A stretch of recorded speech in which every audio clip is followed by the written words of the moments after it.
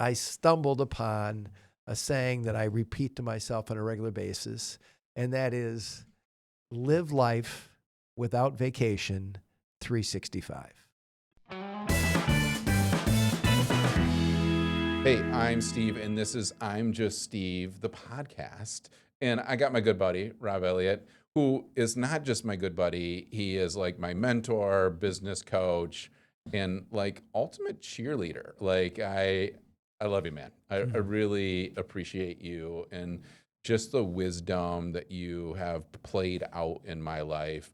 I was talking to another business coach last week, Ryan Kaufman, on the thing, and I said, yeah, Elliot, I pay him a lot of money to tell me what I already know, but I need him to tell me what I already know because I just am not convinced of what I know, right? And your just wisdom just has provided me that thought process. And even like you walking in, your comments aren't like, are you crushing your world? It's like, how are the kids in Ellen Grace and how is life?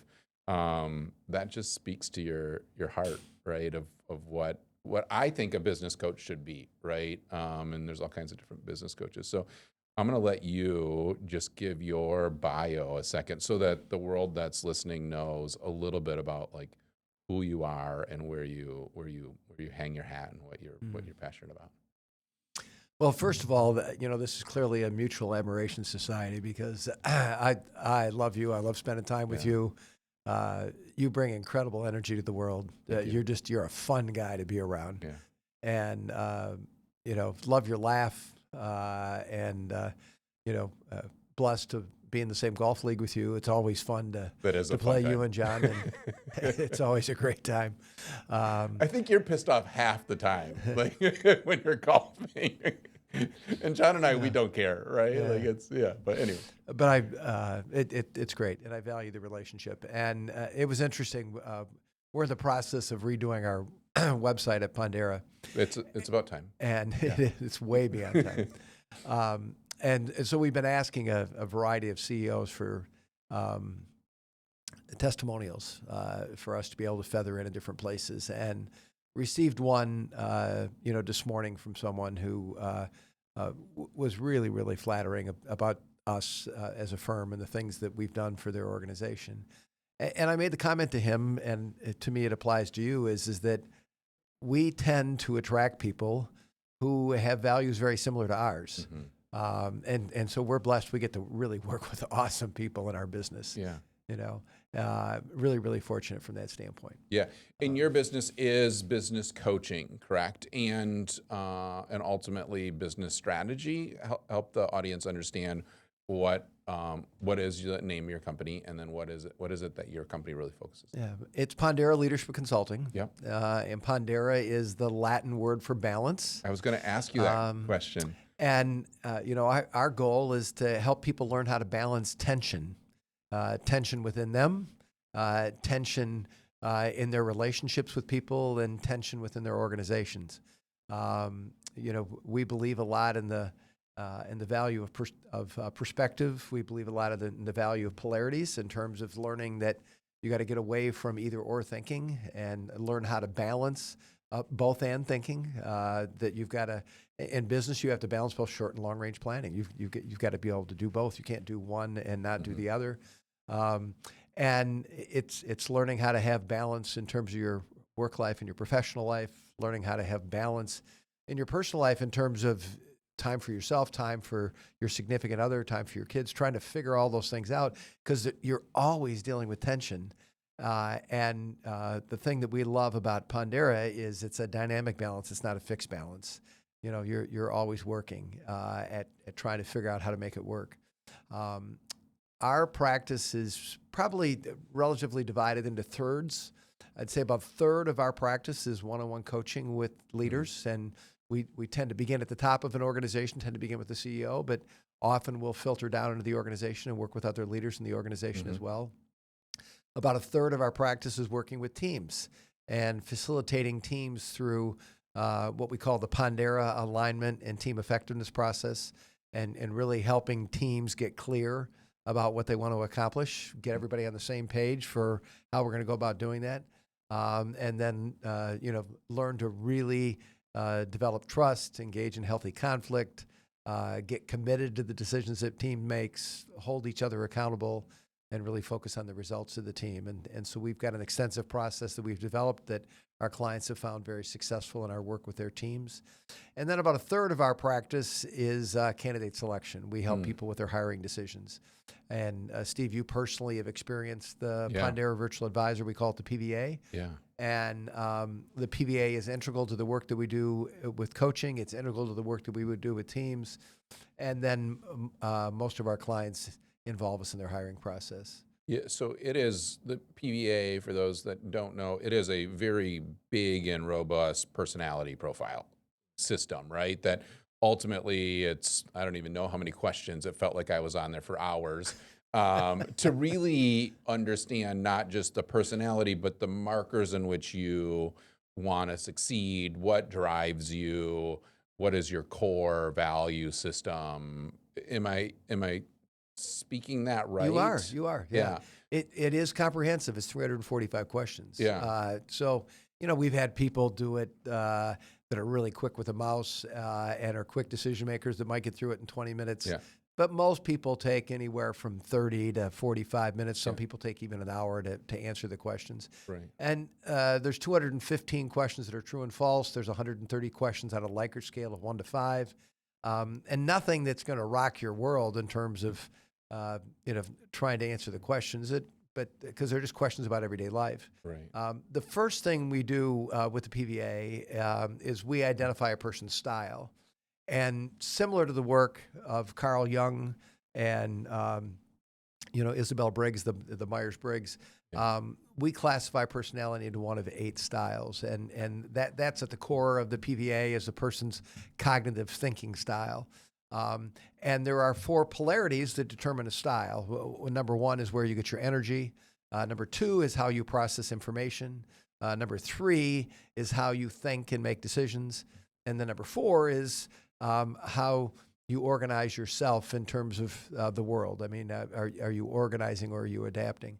And so once we can identify a person's style, from there we take a look at a person's core drivers. We also take a look at a person's emotional intelligence.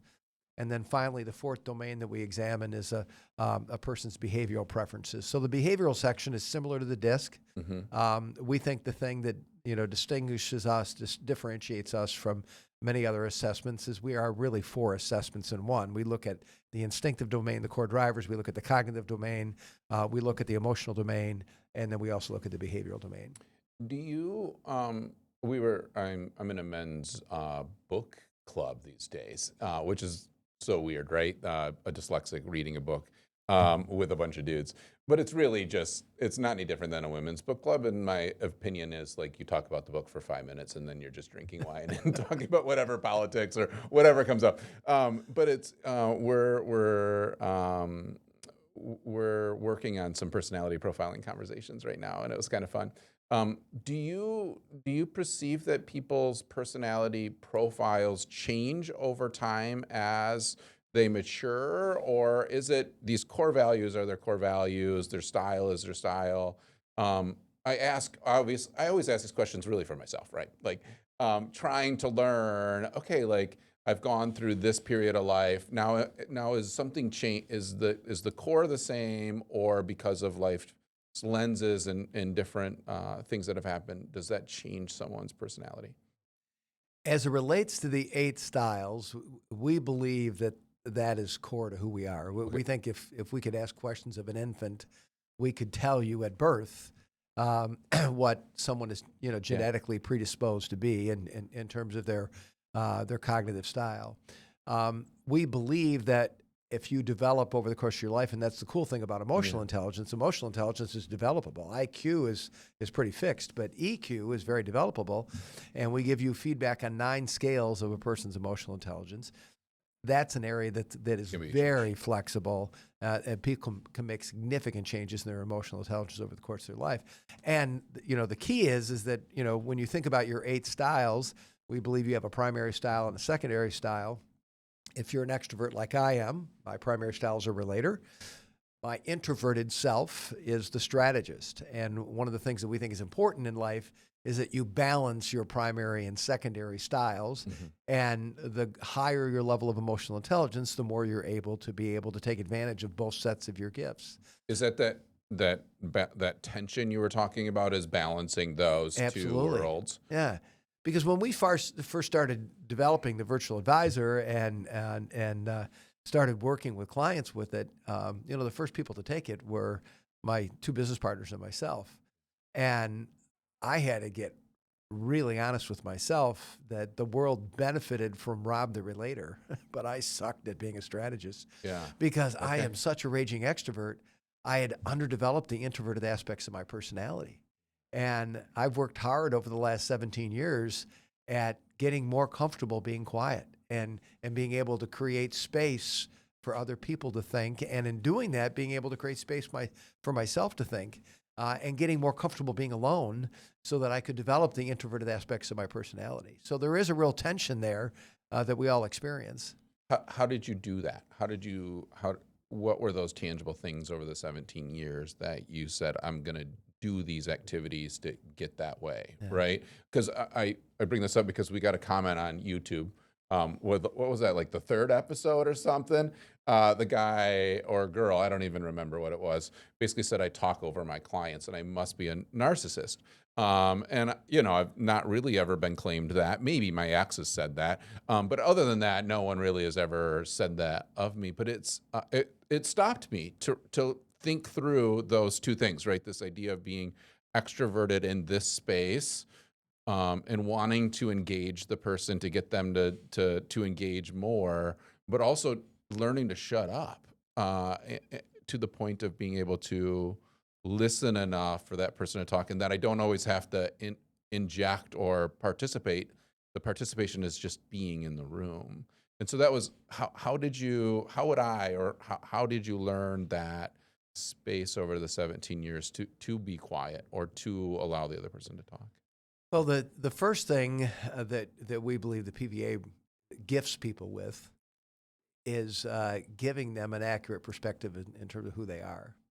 And so the story goes that, the first profile that we ever looked at was mine. And I'm sitting with my two business partners, and we throw my results up on the screen. And I immediately said to John and Joe, there's a problem with the assessment. And they both said, what? And I said, well, look, my self-control score is 10. And they both said, you're right, there is a problem with the assessment. Your score should be much lower. Oh, the truth. Oh, with my good partners, goodness. huh? But the point is, the score allowed us to have a conversation. Yeah. Because that score got my attention. And I said, wait a second, that can't be. And my partner, John, said, Rob, I've never worked with anybody in my life that interrupts me as much as you do. You have this compulsion that when you think of something, you start talking, and you often interrupt other people. And I turned to my partner, Joe, and I said, is that true? And Joe said, yeah, you do it all the time. So the first step in making change is you have to have an awareness of the need to change. And that's one of the gifts that we think the PVA brings to people, is it gifts you with the perspective of what you look like today. And it opens the door for you to be able to have a conversation with other people about that data and how that's playing out. So we think that's the first step. The second step, which for me, I think is really important in change, is that you are going to change much faster and you're going to go much further if you engage an accountability partner or partners. And I was fortunate that I was able to say to the people that I work with, the people that I live with, okay, I've become aware of this aspect of me, and I need you. I'm giving you permission that if I start to interrupt you, put your hand up. Steve, I had hands up going all the time. I mean, but my point is that it's similar. Just recently in my office, I did some minor redecorating where I moved where I had my clock. Okay. And here I am. It's been 2 weeks, and still every day I frickin' look at the picture that used to be the clock, because I've had that habit of always looking for the clock there, and it's not there. And now I'm starting to develop this new habit of where the clock is located in the room. But it's the same thing. We get into patterns, we get into doing things, and we don't even become aware that we're doing them. So if we really want to change, we need to help people interrupt those patterns and let us know when, in my case, I'm misbehaving by interrupting people, Right. and once I really started to develop an understanding of that, I could work on starting to change that. And then the other thing that I learned, I'm fortunate because I live this for a living, is that I started to realize that if you really care about an introverted person, number one, you got to give them time to think. And number two, you have to invite most introverts into the conversation. I mean, you and I are extroverted guys. No one has to ask us to say anything. We have opinions and we're willing to speak them, right? but I've got to create space for an introvert to think. And number two, I often need to invite them in. I need to ask them what they're thinking. Yeah. And so your business partners took this tests as well, right? And what were their things that you were able to help them? I mean, assuming that each of you had to go through and sort of process this idea of like, whoa, okay, I'm deficient in that space, right? When you have business partners, it's often the goal, I think a lot of times, like Rachel and I, is to overcome those obstacles for that other person. But they also could stop you from growing, right? Like, how did you guys go through that process of, okay, Rob, you need to stop interrupting us and use your strategic thought process a little bit more than just your thoughts coming out.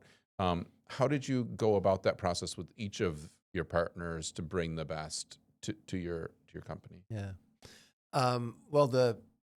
My first response to that question is that no one else is going to make a change unless they choose to make a change. I can't control other people's behavior. And I need, as an individual, to accept that the best person in the world for me to work on is myself. And the best thing I can do that can encourage other people to want to maybe look at themselves and do things differently is to be an example of what that looks like. For example, we both experienced in our lives when you run into someone that you haven't seen before, and all of a sudden they're in remarkable shape. I mean, they've gone through quite a transformation, and you start to have a conversation with them about what they've gone through, and oftentimes it creates some motivation for you to want to say, I'm going to get back in the gym, I'm going to start eating differently, I'm going to do some different things from that standpoint. I believe it's the same thing in our personal and professional lives, that rather than focusing on trying to change other people, we need to work at changing ourselves. The second thing I think that we need to have the courage to be able to do is to be able to give people feedback. And the feedback has got to be, okay, here's the behavior that I'm observing. Here's how I feel about that behavior when I observe it. And this is the kind of impact that I think it's having on me, it's having on you and I, it's having on the organization, whatever. And then I just got to shut up and let go. All I can do is gift people with my feedback, and then they get to decide where they're going to go from there. If they're going to take it and accept it or learn. So from my perspective, it happened to be Joe and John were my two business partners at the time. Both of them had the same opportunity that I did. They both had the opportunity to be able to take a look at the results and, to be able to make an assessment of how accurate they thought that information was. And then what, if anything, was that saying to them about what they needed to do to be able to be more successful in their respective roles. I know you're not a big social media guy, but it feels like because of social media over the years, we are often people want to take accountability for others, right? So this idea of like, I can't control others. I mean, if you look at any social media feed right now, it's trying to control politics, it's trying to control. Everybody seems to want to give an opinion about how the world should work instead of how their world works, right? Do you find that in your practice that's adjusted over this sort of period of the last 5 years compared to, your period 17 years ago, right? When there wasn't such a thing as social media and there wasn't all this conversations that were outside of the organizations you were in. Absolutely. And I think it's a really critical thing that a leader begins to understand is that we can't control other people. We can influence other people. And when it comes to leadership, authority is not nearly as impactful with people as influence is. And because with influence, you get commitment. With authority, you get compliance. So authority would be trying to gain control, Oh, or absolutely. Yeah. Yeah. And it's no different. We were talking earlier before we went on the air, about some things you've got going on Yeah. with kids right now, Yeah. and, often as parents, at least a lot as a parent, tried to use my authority as a parent, Right. to control my kids. Does not work. And the thing How do you influence them? Rob, we're going to talk about this. So you brought it up. Yes. So Yeah. we have 16-year-old twins, right? Yes. And my boys, they are good kids. They get good grades. But yeah, there's a lot of things that I'm like, you got to get going, buddy. Yeah. And every time I'm like, let's get going. Your attitude isn't right. Your process isn't right. Let's think through this a little bit. I can't seem to find the balance between authority, control, Sure. and influence, because the influence isn't working, right? Like, it's like, I think I'm a pretty good dad. I treat you well. I give you all this opportunity, and I try to show you, okay, here's where I messed up as a child or as an adult. Let's not go down dad's road. Let's go this way. And yeah, how do you bridge that gap, right? Because I had another person that said, yeah, like, you've got to move, especially with teenagers, from the idea of authoritative, like, you can't put them in timeout anymore. That doesn't work anymore, right? And I'm like, well, the timeout could be really significant. Like, we could figure out a significant timeout. And he said, yeah, but your job now is to mentor, which would be, ultimately gaining influence. How do you find that, though, for those like myself that are struggling a little bit in that process? Well, it doesn't matter if it's parenting or Any organization, right? if it's work in Yeah. leadership. That the first thing is you got to understand that the other person's got to be ready. Yeah. And unfortunately, one of the frustrations that we often encounter is other people not are not ready. ready when we want them to be ready. And this afternoon, I am going to facilitate a session for one of my clients, and the session is titled RE, the capital letter R, capital letter E, motivation, regarding motivation. And my belief is that we as leaders, we don't motivate other people. What we do is we create the conditions for people to be motivated themselves. Mhm. And what we've done in our practice is we've identified what we consider to be 16 different variables that impact motivation. And first of all, as leaders, we need to understand what our top 3 variables are that impact us. And we need to be aware that often what we try to do as leaders is we try to use those variables on everybody else because that's what worked for us, Yeah. and therefore we assume it works for everything else. Yeah. The challenge with parenting, and you've got 6 kids, right? 7. Seven Yeah, kids. Don't lose one. All right, excuse me. The challenge was 7 kids. The challenge was, with leading a team of 8 to 10 to 12 people, is that the motivation is very individualized. Mm. And so as a parent, as a leader, you need to know for each one of your children, for each one of the people on your team, what are the variables, what are the conditions that can influence them to get motivated. And you got to figure out how to create those conditions for them. That's part of your job as a parent, part of your job as a leader. And then you just got to plant the seeds, and you got to hope that they'll do the work to water it and, let those seeds germinate and grow and, make things happen. But it takes tremendous patience. And the other thing related to that, though, Steve, that I believe in parenting as well as in the world of work is consequences influence behavior. And, so we got to be thoughtful about, okay, if we're not getting the result we want, talking it to death is not going to work. We got to get creative about what would be an appropriate consequence that might get this person's attention, Right. such that they might be more likely to be ready. Yeah. So going back to, Pondera and our work, often people are really uncomfortable when they think about terminating employment with someone. Mm-hmm. And the thing that I ask them to get to the point is that when they get to that point, that they've made a decision that they're going to terminate this person, you got to shift your focus, and you got to focus on the fact that you're giving this person a gift. You're giving them wings. Yeah. They are not a good fit in this role. They're not a good fit in your organization. And so let's sit down and let's gift them with the opportunity to be able to go and find another opportunity that's going to be a great fit for them. Yeah. And sometimes that consequence of ending the business relationship gets their attention such that they make a decision and they change. But we both have met people in our lives, though, that have gone from job to job to job to job. And every time they've lost their job, unfortunately, they've never been self-reflective to think about, what did I do here? They just blame the employer, Right. And then they Is that because they weren't ready? Oh, exactly. Right. And they just, they Yeah. got to be ready. They got to be ready to look at themselves. And, Right. in our work, in our coaching, we feel as a firm, our individual coaches are really good at what they do when a client's ready. Yeah. It's one of the things I enjoy about coaching you is that you are ready, man. When I call, it's like, we got to No, go. but it's game on. You're open to being influenced, you're ready. But oftentimes what happens in our work is clients ask us to work with people who are not ready. Yeah. And we've got to say to the client, it's going to be a waste of your money. It's going to be a waste of the individual's time to go through this process because they're not ready. You got to be ready. Yeah. And can you see that they're not ready from that PVA style, or just in that interview with them, you can just see that they're Not based on the style. First of all, one of the things that often block people's readiness is their lack of emotional intelligence. Okay. Okay. Yeah. So one of the 9 scales that we give you feedback on is a person's level of self-acceptance.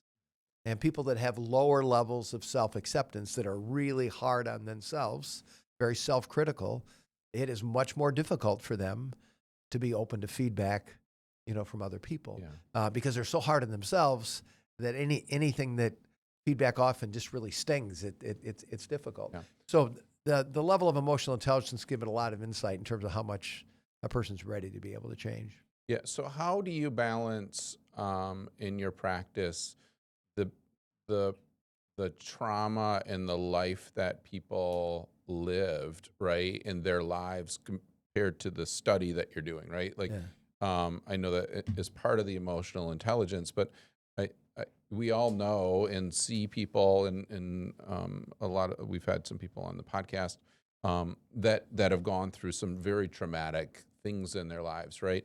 And so you find that people just get stuck there, right? And we've had to work through that. You've helped me work through that of like, hey, I'm stuck here, and I feel like I'm still at that. I've gone to this spot 3 times, and now I'm stuck again, right?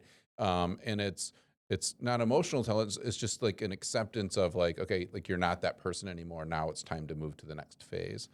How much do you have to balance that when you're meeting with a team of like 8 or 10 people? You can't get into the history of that person individually. How do you balance that as a business coach of, this is a human that has their baggage, their lenses, but we need to get down to the job that I've been hired for? Yeah. Is that a fine balance for you? Absolutely. And I am going to answer that, but I want to share a personal anecdote first. I know just how sad, how frustrating, how difficult it can be when another person's stuck. My wife and I are living that right now with our 41-year-old son. He's stuck, and he's been stuck for a long time, and he's been through trauma.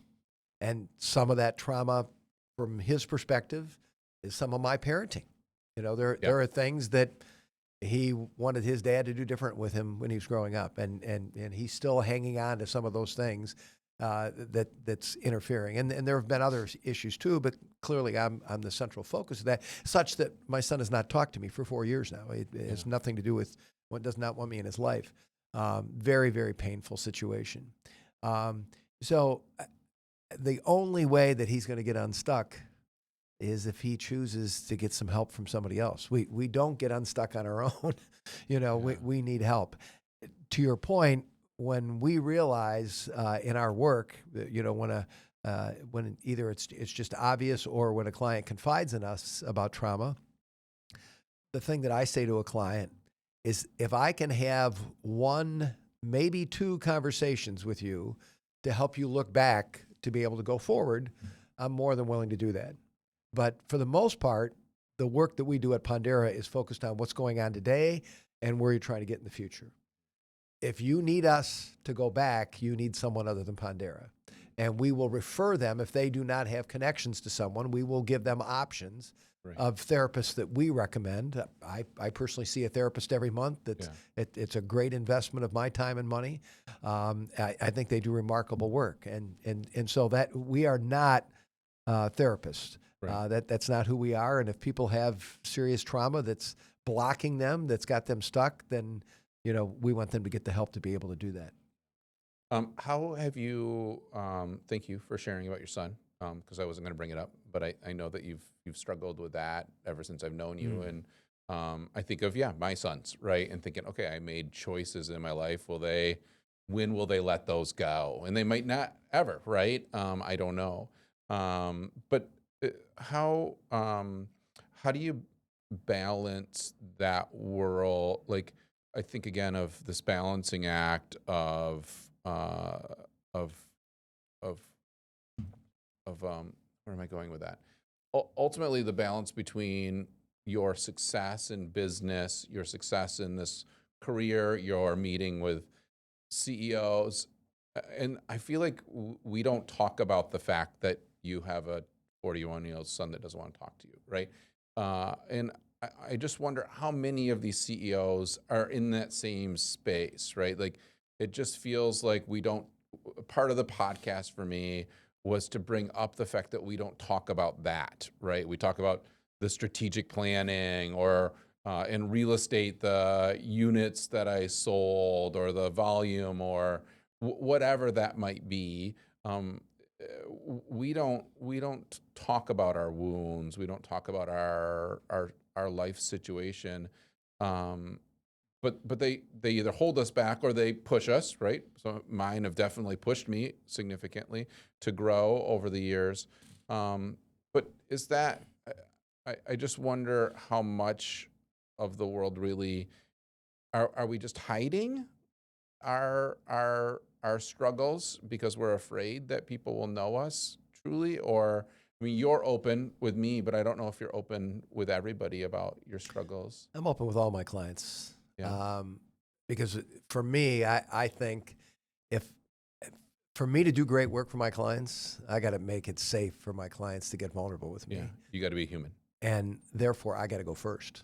So I've got to demonstrate my vulnerability. I've got to let them know that I trust them enough to talk to them about my shit, about the things that I'm not proud of, the things that I've struggled with in my life. Yeah. And often that opens the door for them to reciprocate, and then we can start on that journey together. And that's one of the beautiful things about the work that I've done for the last 19 years is that I help other people get to a better place, and through every one of those conversations, I'm helping myself at the same time. It really is a beautiful thing from that standpoint. When I think about my childhood and my upbringing with my mother and father, I know that my mom and dad did the best they could, but they were not perfect parents. And, probably an outsider looking in would say that I did have some trauma in my life. However, for me, the thing that I knew is that my dad always did those things out of love. I mean, he was doing the best he could. I wish he had known better, And the crazy thing is that, I said to myself, I'll never do those with my kids. And yet I did some of those same things with my kids, And all I could do when I became aware that I shouldn't have done those things, that I should have done better, is I've apologized to both my sons. I've said, I'm sorry.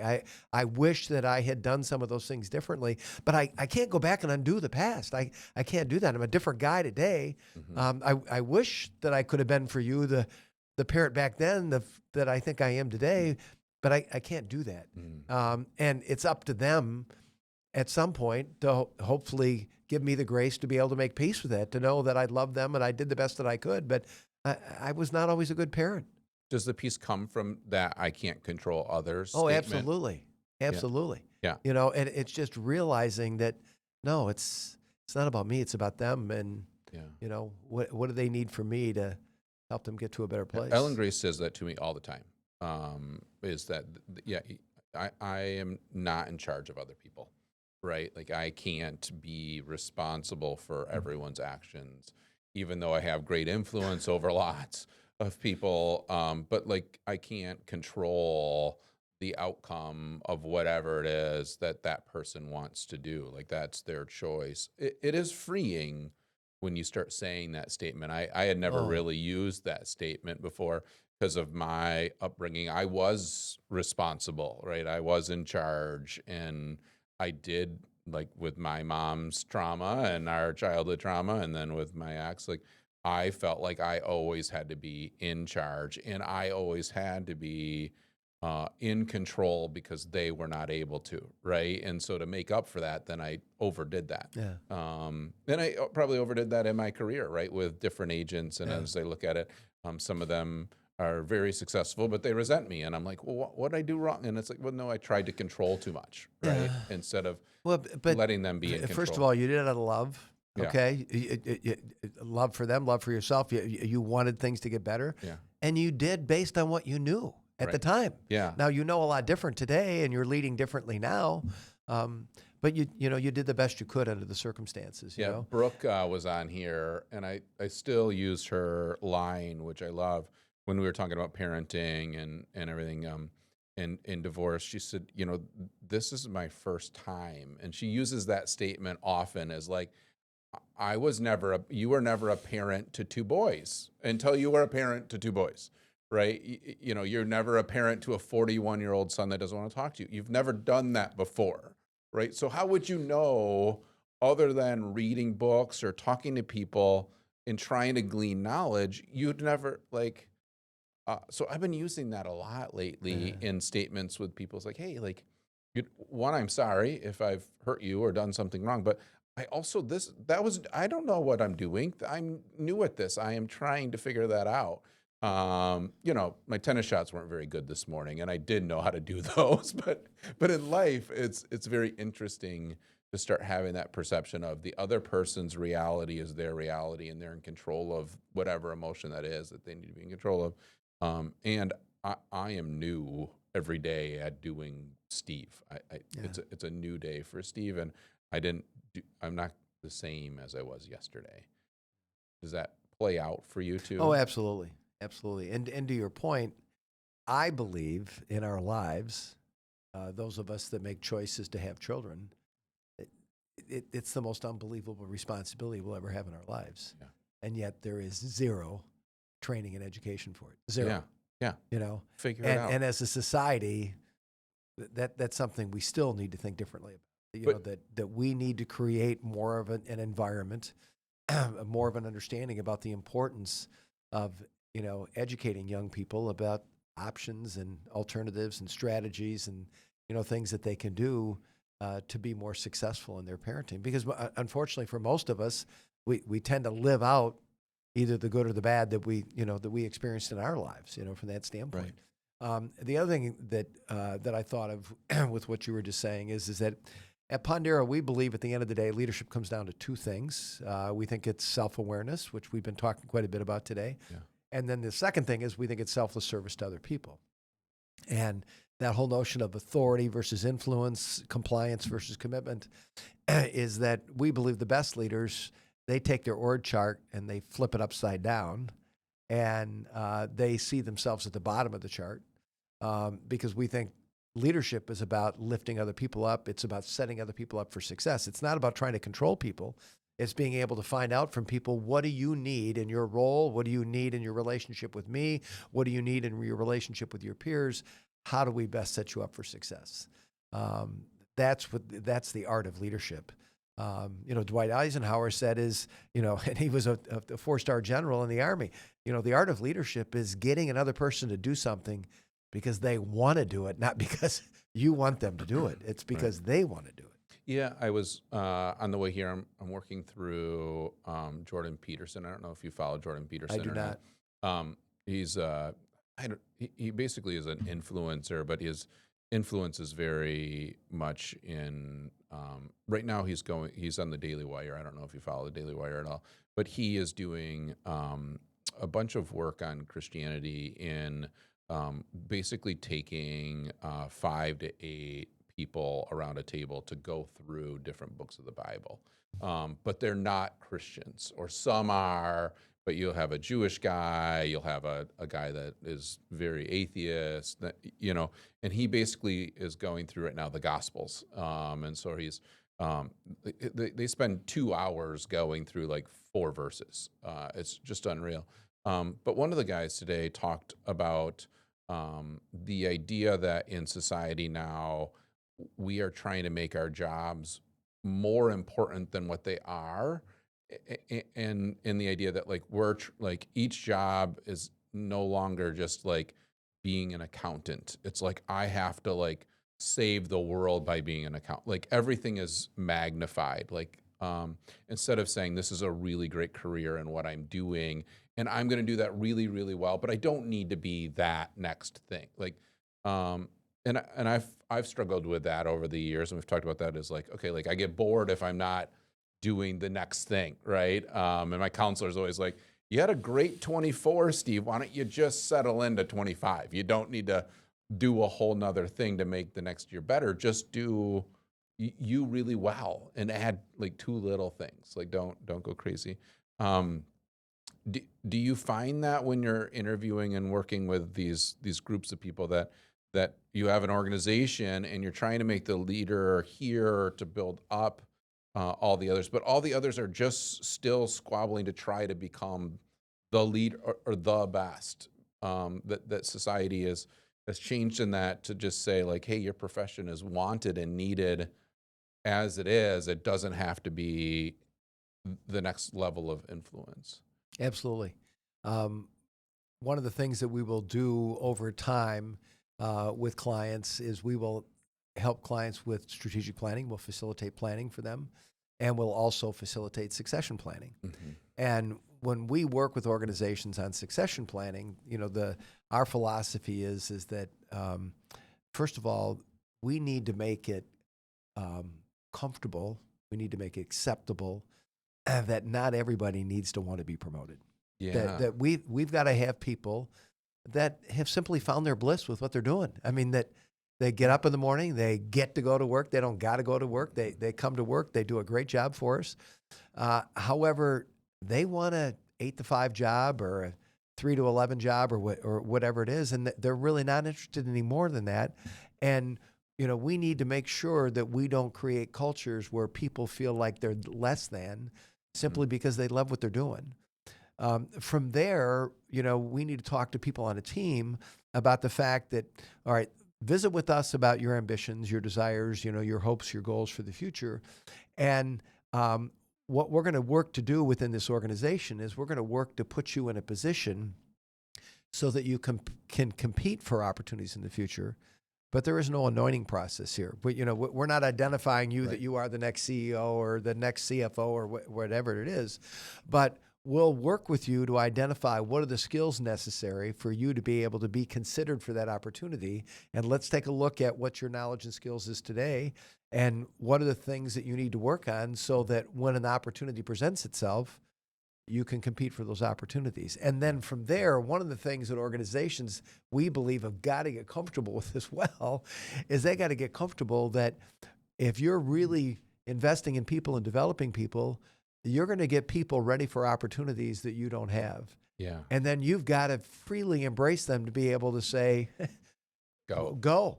Exactly. We're not going to hold you back, and we believe that when organizations demonstrate that kind of culture, that's when everybody really starts to soar because people get the fact that this company really does care about us as individuals. They want to set us up for success, But, you've heard that saying before that, Stephen Covey talks about those of us that have climbed the ladder to success only to find out that the ladder was up against the wrong wall. We get to the top and realize this is not where I want to be, Yeah.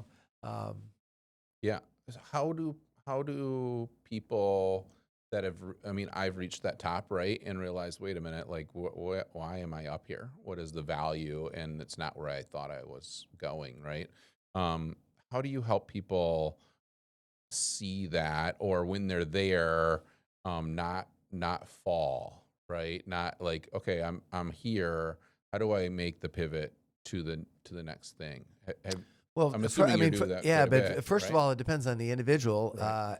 And with all due respect, sometimes people need to fall Yeah. uh, because they're not ready to pivot, you know? Yeah. And sometimes they need a severe consequence to be Yeah. the wake up call in life to go, wow, you know, I need to show up differently than the way I'm showing up right now. So I don't encourage that for all, but I recognize that sometimes you just got to let go and you got to let people fail because sometimes that's what they need.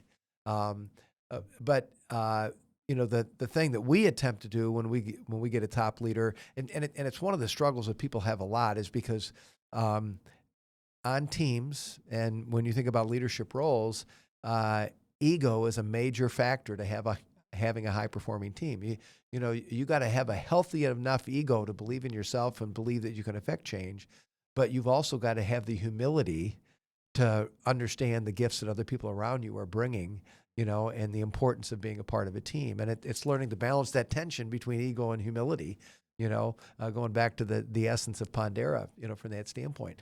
And so sometimes people's egos have driven them to the point such that they don't have enough humility, and we've got to help them exercise that muscle, you know, Mm-hmm. that you got to get a little atrophy in the ego, and you got to start to get Yeah. a little more comfortable with the humility piece. Yeah. I mean, consequences is not a normal thing people talk about in business, right? Like you've brought that up a number of times. That's not a concept that people talk, like Well, business they coaches don't talk. I don't feel like business coaches talk about consequences. They're about, yes, there's actions and you could get in trouble for that action, but it feels like in the world that we live in right now, it's all about how much, you know, the Cardone like 10x. How can I get bigger, grow faster? You know, the 5 a.m. club, wake up early, do these activities. But I feel like everything has a consequence, right? The 5 oh, a.m. club, absolutely. uh, which I'm mostly a part of. I was playing tennis at 5:15 this morning, but the consequence is then I lose time with Ellen Grace at 9:30 at night, right? Like there's a natural consequence for every action, um, but I don't. We aren't. Again, you've been doing this a while. Are people? Um, are they taking the consequences less? Are they realizing the consequences less than they used to? I feel like people don't acknowledge the consequence, right? Like I did this, so then it is my responsibility, right? Like I failed, so the consequence is, yeah, like I got a divorce. Elliot is still upset about it. He still blames me for that, right? And no matter what I say or do, that's his perspective, and I can't fix that, which we talked about, right? Um, but there's that consequence I have to live with, right? It doesn't feel like a lot of people are willing to live with that consequence or own their consequences anymore. Or has that always been that way? No, um, I think for some people it's always been that way. Uh, I think that you know you need to get to a point in life um, where you can practice enough self love that you can forgive yourself about the things that you wish you had done differently in Yeah. life, and accept that there are consequences, you know, for your behavior. That um, you know, I've done lots of stupid things in my life, and for a variety of reasons. But one of the reasons is I had not developed the self control necessary to be able to think before I acted. You know, Hmm. and so I you know made a lot of mistakes because of my lack of self control. You know. Fortunately, I've gotten better. I still have got to get better at that. You know, it's going to be a lifelong journey, you know, to get better at that. Um, but it's something I have to continue to work on. And I believe that people who are unwilling to look at consequences are too egocentric to take, they, they just can't take responsibility for the fact that they failed. I mean, you know, but they do. You know, it's those people that want to blame somebody else. You know, it's the gentleman that gets divorced and blames his wife for divorce. Well, anytime there's a divorce, both Both parties have parties. contributed somehow. Now, one may contribute more than the other, but we both contribute. I mean, we're part of a system. We see that when relationships fail, relationships personally or professionally fail, you just got to own your part of what's going on. You know. Yeah. Um, Yeah. So I want to adjust the conversation into like two major themes, I think, maybe before we finish up. One would be education, because you've talked about, you're educating these professionals via your personality studies and then through coaching them, understand themselves. The other one I would love to talk about is just this journey for you to learn what peace and rest looks like, because you've helped try to teach me that. And so I want to just hit those two as we go along. But every year I've been lucky enough that they invite me to North Point Christian to speak to the middle schoolers, and for some reason they invite me back every year. And the theme of that is they do basically the middle schoolers every year they build a company. And in the company, then they hire staff, which is the eighth graders hire the sixth and seventh graders to work with them. And then they pick whatever thing they want to sell. And then there's one night where they produce this product, they sell the product, and then they get to reap those rewards of those sales. It's a brilliant program. I love that they do this. My boys obviously did it. Peyton will start it next year. But they invite me in to talk about personality profiling, and the idea of what a team is and how you need multiple different personalities within that team to be successful. And so I actually I've always done the disc because it's super easy for me to do. And so we did that together a couple months ago. AI is brilliant. I don't know how much you use OpenAI, but I just asked OpenAI to create a DISC profile for middle schoolers and gave them the idea and just 10 questions. They went through the questions A, B, C, or D, and then from that basically mathed out. Okay, based on you picked enough A's, you're a this on the DISC profile. And I think of my boys and my kids. How much would our society help by doing these studies that you have at at different grade levels, right?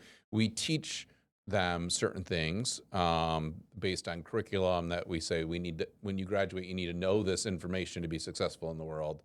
But we don't seem to talk about their personality, what their drivers are, and what could make them successful until even after college. I don't think they even get any of that knowledge base to drive, right? So we're talking with Elliott of like, do you want to go to Kent Skills?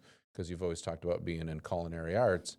And he's like, no, I don't want to do that anymore. It's like, oh, that's fine. Okay, but what do you want to do? And where do you want to use your gifts? And I don't know, right? And I think of like, man, if our middle schoolers were to take that as a test, just like they take all these other tests to prove that they've learned stuff, how much further as a society would these kids be? Have you worked with education at all in your programming, and where do you think is that a miss? I think it is a miss. I think you're aware that I started my career as a high school teacher. Yeah. I taught accounting and business law and general business. And knowing what I know today, if I were teaching today at that level, I would want to do a personality assessment prior to the start of school of all my students. Yeah, like as a freshman, this is a requirement absolutely. coming into school. I would want to do a learning styles inventory. I would want to do several assessments to have a better understanding. Still to this day, most of the assessing we do are intellectual assessments, tests of intelligence, as opposed to tests about their learning styles, tests about their personalities, and things like that. Because I think much of what we learn in life is through relationships, and as a teacher, I've got to learn how to relate most effectively, to people. So just a simple thing, thinking about the introversion extroversion thing, am I creating enough space for an introvert to be able to think? From that standpoint, we've dabbled a little bit. So, for example, one of the things that happens frequently in our work, we don't advertise it as a service that we provide, but we provide it for clients. That often, when a client experiences what we do with either an individual or a team of people, they will ask us, do we do any work with kids? Because they'll say, I've got a junior or senior in high school that is really struggling to figure out where they want to go to school, or do they want to go to school, or what do they want to study, or whatever. So as a favor to those clients, we'll have their children take the virtual advisor, the PVA, and we will also have them take the Myers-Briggs, the MBTI Strong Interest Inventory, which gives them a lot of insight in careers. And then we'll sit with the student, and we'll take the student through their results. We'll take the student through the Strong Interest Inventory results. And then we'll sit down with the parents with the student, and we'll go through those results. And we'll also take a look at mom and dad's results in terms of their personality and facilitate a conversation to help the two parents and the child have a better understanding of each other and how to communicate more effectively with each other through this whole decision-making process. We have a client, Mike Malin, great guy, CEO of Beverlin Specialty Tube, very involved in scouting. He's doing a lot of leadership training through scouting, and he's also developed a curriculum that he's taken into the schools. And there's a number of schools in West Michigan that are working with him and Aaron Gatch from the Boy Scouts at doing leadership training in the schools. And they're have been using, the virtual advisor in piloting in certain places. And we've had ongoing conversations with them about creating for them a version of the virtual advisor that would be normed down to a ninth grade. Right. Or ninth right grade. now we're normed to 16 years old. Okay. But we're willing, if someone wants to partner with us, we're willing to look at doing something at a lower level. What does that look like? What does a partnership look like to do Well, that? I mean, we're It's the both of us. investment? Yeah, we'd work together to make the investment of the time and the money to be able to, and give us the access to the students so that we could create the database to be able to know that this thing works. Right. From that standpoint. Yeah. And many years ago, there was an educator. Unfortunately, he passed away a couple of years ago. Just a magnificent guy, Pete Rupert, who ran the used to be the American Education system, and it later became Fusion Academy, and where they individualized instruction for students. And we were working with him and his team about creating a version of the PVA that would be normed all the way down to sixth graders. And so we've had conversations on and off, but we've never had any sustained energy. But Steve, I think you're onto something there. I think there's a big opportunity there. Yeah, because I just think of how many ninth graders are going into that world, which is a big world, not knowing who they are, right? Like, and then you have obviously all the influences of social media, of peer pressure, of everything else, without any true foundation to say, like, this is how I interact with people. It's something that obviously is interesting to my heart. Is like, wait a minute, like, why are we not? And obviously being dyslexic and then having some children with special needs, it takes 6 months to 8 months to get them into like the 3 places that will actually even do a study on their behavioral side of things, right? And that's just to get, it's like, oh, okay, well, you got to go to Brains, or you got to go to this place to take all these tests to then try to get a diagnosis, right?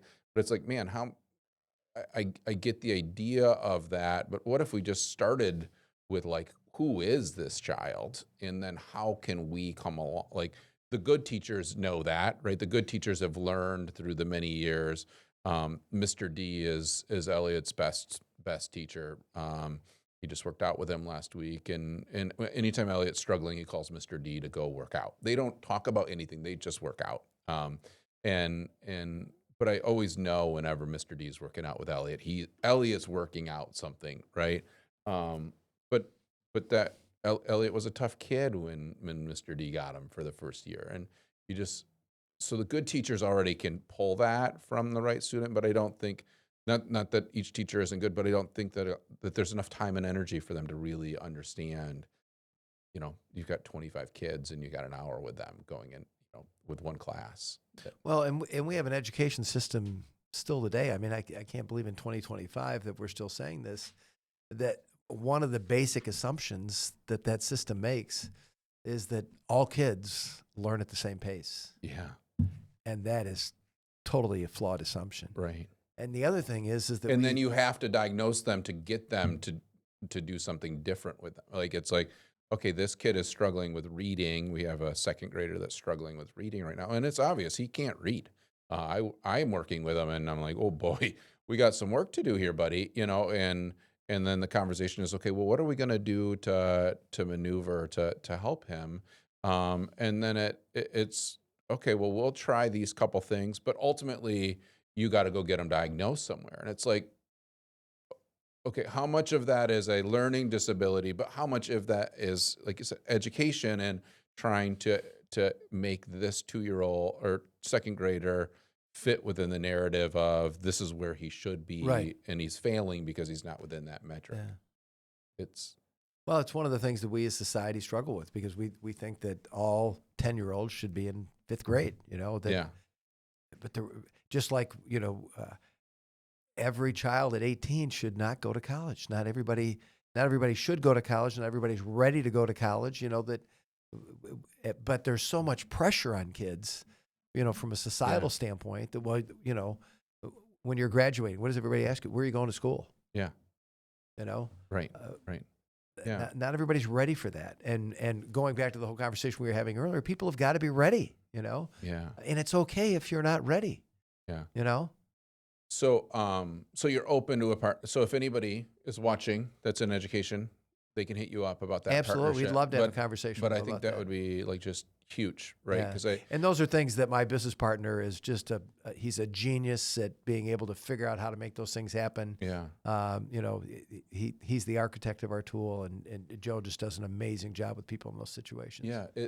It's just I think I had like 40 kids at a time going through this thing, and by the end, I mean, I think I only had 30 minutes with them, right? They had to take this assessment for 10 minutes, and then I literally moved them around the room, Yeah. right, into their personality profiles.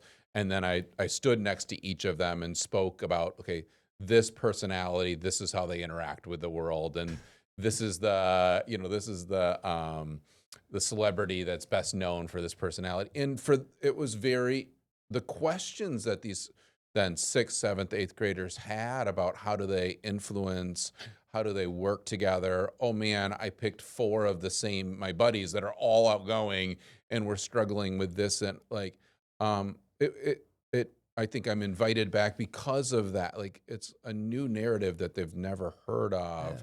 to try to an approach that says like, okay, like, uh, oh, I talk too much, but that's an important skill that is important, right? Like, not that that's a negative on me. It's, Yeah. oh yeah, that's my skill set. Well, and the flip side of that is not only do people not have an appreciation for a guy like you who has the gift of gab, Yeah, but we also don't have an appreciation for that shy, introverted kid right. that doesn't want to go to school at 5 years old because it's my day to go to be show and tell, and I don't want to be up in front of the class. I don't want to go to school because they're forcing me to be up in front of everybody else, and we don't give kids grace in those situations. Both. You Yeah, know? absolutely. So, Absolutely. yeah.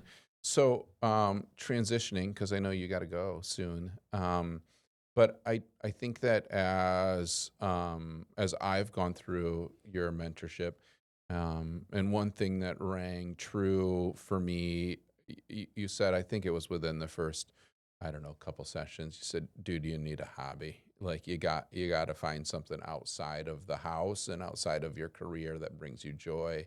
And you mentioned, golf, which this golf league is a lot of fun because John and I were in our 40s, and majority of the guys are not in their 40s. I did not understand. I don't know if I told you this story, but you invited me to this league, right? And you're like, hey, yeah, we need 1 or 2 people. And so I put on Facebook, hey, does anybody? And John jumped on, and we didn't realize the name Gold League meant gold tees. I don't. We didn't realize until I went up to the tees. Yeah. And I, we saw the group, and I was like, oh, okay, these are older gentlemen, but that makes sense. We're playing at 3 o'clock in the afternoon. There's not a lot of guys that have that freedom, and all of a sudden, all the guys are at the gold tees. It took us the first full season to figure out even how to hit the ball from the gold tees. Now I'm figuring it out, but yeah, you got to have a lot of patience when you're hitting from the gold tees. But yeah, we walked up, and we're going to the tee, and everybody walks up to the one a little further on, and I'm like, oh, okay, this is different. This is good, but it's a great hobby. So I've enjoyed it. Thank you. Really amazing dudes in that group of people. Um, but you transitioned yourself, right? You bought this land up north. You started bringing the dogs into the office. Um, you adjusted in finding your hobby or your peace and rest. And I think again, societally, we don't talk about that right now, right? Like again, I know that you're not a big social media people, but majority of people my age or lower are all on social media a lot, talking about what they're doing, right? And it's majority of them, it's all their big things they're creating, their big goals, their big lives, or no one's really showing. I mean, I got more comments on me building the chicken coop this week than I do on anything cool about real estate, right? People are more interested that Steve's building a chicken coop for chickens for Ellen Grace than they ever have been on the $1 million house I just listed. They could care less about that. It's the hobby of the chickens that most people are interested, that I actually know how to nail something or screw something. So how did you transition from building career to then realizing that balancing point was finding time for golf, finding time for yourself to be up north, and that wasn't taking away from relationships? Because that was our conversation, right? That I felt like by doing golf for myself once a week, that was actually taking away from others and taking away from myself instead of building. Now I'm playing tennis. I got chickens. I have probably too many hobbies because of But you. what you're yeah. doing with those activities is you're um, feeding your soul so that when you are with other people, you show up and you bring your best into those other relationships. You know, there's too many people that think that it's selfish to take care of themselves, and yet we can't do a great job of serving and taking care of other people if we don't take care of ourselves first.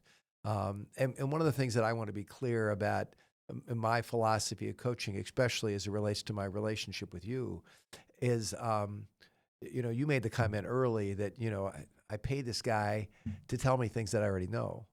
Well, but the magic in that process is all I do is I create the space by you scheduling time to come and see me, Yeah. and by the questions I ask you, and as you're listening to your responses in the middle of it, you go, "That's what I need to do." Yeah.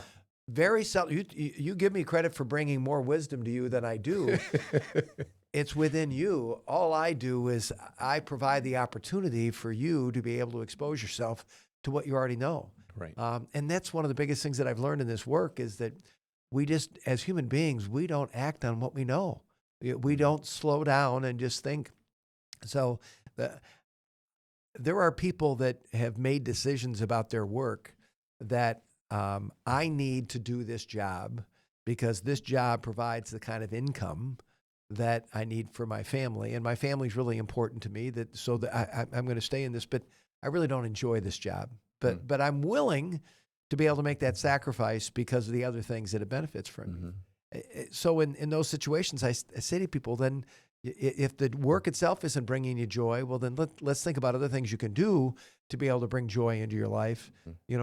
From that perspective. Several years ago, when I was doing a lot of reflecting about what was important to me and how I wanted to live my life, I stumbled upon a saying that I repeat to myself on a regular basis, and that is, live life without vacation 365. So I got to a point where I said, I don't want to be planning vacations to go in somewhere to have fun. I want to frickin' have fun every day, every week. I want to do things that bring me joy and make sure that I'm doing those things on a regular basis. You're not trying to create a space to escape the life that you're currently living, right? Which is vacations for a lot of people. Right. It's like, okay, well, I'll go to Florida and it'll make this period worth it, right? Yeah. And so I'm blessed I really am a blessed guy. I love what I do. I love my work. It doesn't feel like work to me. I really love what I do. I love my wife. I love where I live. You know, the lake that we live on, the home that we live in. I love my dog. I love my kids. I love my friends. I love playing golf with you and the guys in our solid gold golf league. I love going and shooting skeet and trap at the gun club. I love going up to my hunting property and being with my buddies and hunting ducks in the fall. And I've just got a lot of things that I enjoy, and I make sure that I'm doing those things that I enjoy on a regular basis. Yeah. You know? How would you help people that are listening get to that? Like you said that you had to stop and take almost like a checklist of your life and then say, wait a minute, like I need to change to this analogy or thought process of living fully, not on vacation, but 365. Every day I'm going to live full. How did you adjust to that mentally? Like it didn't happen overnight. Oh no, like, it's a gradual process. How do you help somebody get that way? Well, I think first of all, you got to give yourself permission to slow down and to be reflective. Choose yourself. You know, and for guys like you and I, that's not easy to do because we're go, do. You know, Yeah. And yet you got to sit down and, to your point, you used the words just a minute ago. You got to take an inventory. You know, you got to take a look at your present state and saying what's working, what's not. You know, what do I want to be different? And some people are gifted enough that they can figure out to themselves. Other people need to see a therapist. Other people need to see a coach. Other people need to have a conversation with a friend. You know, I'm fortunate. I've got some wonderful friends. One of them is my golf partner, Kevin Quigley. Yeah. I can talk to him about frickin' life. You know, like we have a lot of laughs together. We enjoy playing golf, but I talk to him on a daily basis. Quigley and I talk almost every day. And I'm blessed that I got a guy like that in my life that I can talk about the things that are going on in my life, you know, to help me get to a better place. Yeah. What do you, in that talking, is that the accountability then that allows you to stay focused on that sort of 365 mindset? Or is it something you have to do like, is there a process in which you reflect to make sure that you're still grounded in that? Well, first of all, I think it's important that you share with people close to you, you know, the things that you're trying to do, the things you're trying to accomplish. What you know, what's important. My wife sometimes will get frustrated with me because of the fact, like, do you have to go to the gym every day? You know, because sometimes it's just like, can't you just break that habit?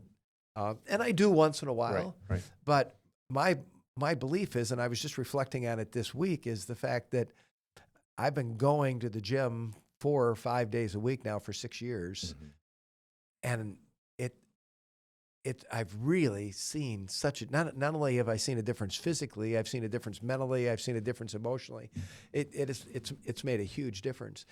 My point is that you've got to be able to establish certain routines, and you got to be willing to be committed to them. And it doesn't mean that you don't flex and vary, but you got to find those things that work for you. And then you got to have people around you that support those things. Yeah, and that's not a 90-day habit that you created, right? No. Like it's I have to put a year into this working out thing to then start seeing the benefits, right? I can't stop drinking and 2 weeks later think, oh, my brain is going to be healed from not drinking as much. Whatever those items are, I think that that long-term success, you have to be willing to put the time in for a while, right? Oh, absolutely. I was talking to these guys, I think it was the second time I recorded, and they said, most podcasts don't make it through their 5th episode. And I'm like, whoa, okay. And I'm number 6, right? Yeah, I think well, no, 9 or something, I think, right? 7. Okay, good. All right, you're over the hump. Good. Good for you.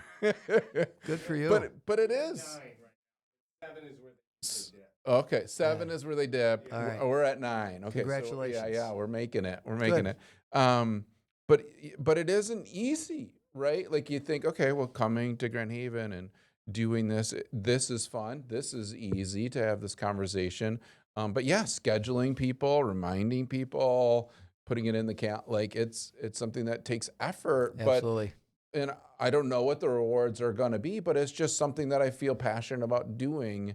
And I think so often we stop those passions because we don't see some success that we think like, oh, I should get certain amount of views or a certain amount of comments or whatever. It's like, I don't have any perception of where this reality goes other than I'm just enjoying being able to hang out with Rob Elliott. I can't believe he came to Grand Haven to hang out with me. Like, this is fun. Let's keep doing these things, Yeah, right? but I believe your life has taught you that when you do things, when you do the right thing and you do things that you enjoy, good things always come from it. Yeah, They always do, they do, you right? know? And so you just got to take the action. You just got to Yeah. do. Be willing to be the doer. Yeah. Yeah. Yeah. Yeah. We're pretty much out of time because I know you Yeah. got another appointment. Is there anything that you like would like to say to be like some of me too for doing this is I talked about it like I did these videos with nonprofits some 12 years ago and I still reflect on those videos that we did with those nonprofit owners and where they are now and some have actually passed and just to record a legacy or to record something that they might not have done themselves. So thank you for coming on. I don't think you've ever done this before. You said I don't think you've done podcasting before. But what would be Rob Elliott's legacy that he would want people to know about him, and what would be the last thing you would want to say here? Well, before that, I just want to say thank you. I can't believe an hour and 20 minutes has flown by this fast. It's Yeah. been, I always enjoy hanging out with you, so it's you. great, but it's been delightful. January 6th, I turned 70. Good for you. And You look like 55. well, anyway, and my wife threw a surprise party for me, and she got me. She really surprised me, and she had our youngest son who flew in from Minnesota, and she had another 29 of our friends that were there, and at one point she asked everybody to go around the room. She said, "You all don't know each other. Would you all just share something that about how you know Rob and something about Rob?" And everyone around the room talked. And when they were done, she said, "Do you want to say anything?" And I said, "Absolutely." I said, "First of all, thank you." But I said, "I feel like I just experienced my funeral." Mm. And they're like, everybody kind of shook their head. Like, what are you talking about? I said, "Well, number one, many of you shared things that I didn't really know that you felt those things about me. Mm-hmm. But I said, I feel like I've just witnessed my funeral where at the end of the funeral, people are sitting around and they're talking about the deceased. And I felt like that's what you described. And you had some really wonderful things to say. And most of the things that people talked about were, the leadership that I provide. And it's something that I'm really proud of. I think some of it are some innate things I had. A lot of it I attribute to my father and, the mentoring that he did, the example that he was, for me. And we have a Latin phrase at Pondera that's on the wall. You've seen it before. It's called animus tibi esse, which is the courage to be you. Mm. And there have been times in my life where I was not who I really was, and primarily because of the shoulds and the societal pressure and everything. And for me, the thing that the gift that I want to give to people, that I want to continue to try to help people with, is have the courage to be yourself. Slow down and think about who that is. Think about who you want to be. Think about what you need to be able to make that happen, and set yourself up for success. But animus tibi esse, have the courage to be you. And if you're you, if you're living your life the way you want to, you're going to be happy, and everybody else in your life is going to be happy because of that. Well, thank you, Rob, Thank you for hanging out and participating. This has been every hour with you is a blessing. I just want you to know that I find so much value in our friendship and learning from you. So thank you for coming all the way out to Grand Haven and hanging out with me and sharing with those that are out there in the world. We'll throw up your website so that Thank you. people can connect with you if they want to learn more about the PVA study Excellent. or connect in That'd be great. leadership. So All right. thank Excellent. you. Thanks, Steve. I'll see you guys later. Thank you. Bye.